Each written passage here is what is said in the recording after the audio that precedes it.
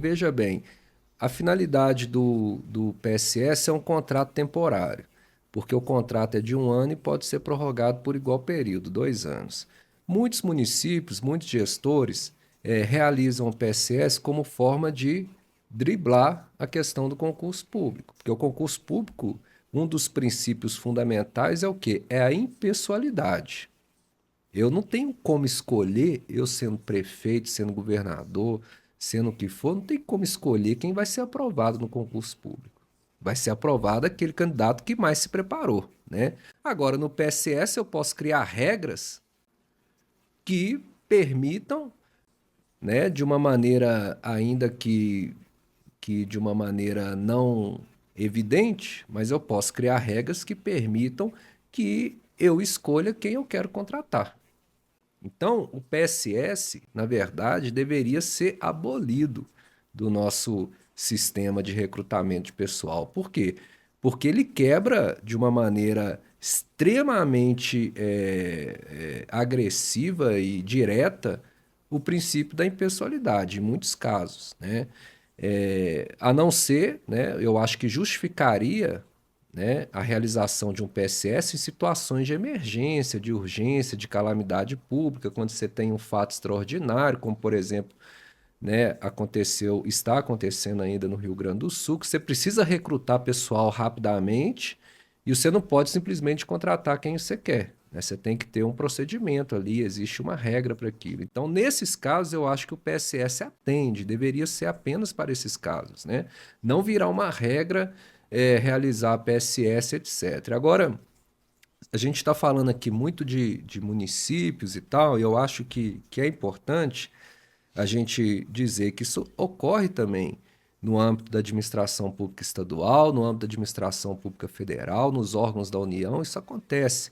E quero citar aqui um exemplo prático, que é uma atuação também do nosso escritório, que esse caso é um caso que eu considero assim, é, emblemático também, mas ao mesmo tempo lamentável, que é um caso envolvendo o município de Florianópolis.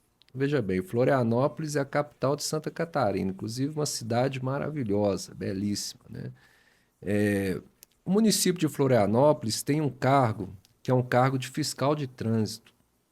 Esse cargo hoje, ele para fiscalizar o trânsito, o transporte coletivo do município de Florianópolis inteiro, que é um município de grande porte, uma capital. Salvo engano aqui, eu posso cometer um erro ou outro, mas tem menos de 20 fiscais. Com certeza tem menos de 20. Eu ia falar um número aqui, mas tem menos de 20. Eu acho que são 8 ou 12. Menos de 20 tem com certeza. E nós temos dois clientes que fizeram o concurso para fiscal de trânsito, passaram em oitavo e nono lugar. No edital tinha divulgação de 2 vagas e a administração nomeou até o sétimo. Então deve ter aí próximo de 20, acho que é uma coisa assim. Nomeou até o sétimo, não nomeou os dois, que são os últimos classificados, inclusive. Por quê? Porque tem um lance lá de perseguição política e tal. Isso a gente não conseguiu provar isso nos autos, mas isso existe, óbvio, porque tem a necessidade do pessoal. Tanto que a administração pública, ainda na vigência do concurso, publicou um novo edital divulgando vagas para fiscal de trânsito e transporte coletivo no município. E esse foi um dos motivos que a gente, inclusive, conseguiu judicialmente, através de uma liminar, suspender esse ato administrativo que havia publicado o edital. Mas o fato é, existe um corporativismo entre os fiscais que eles recebem gratificações. E eu estou dizendo isso aqui porque isso é informação pública, né?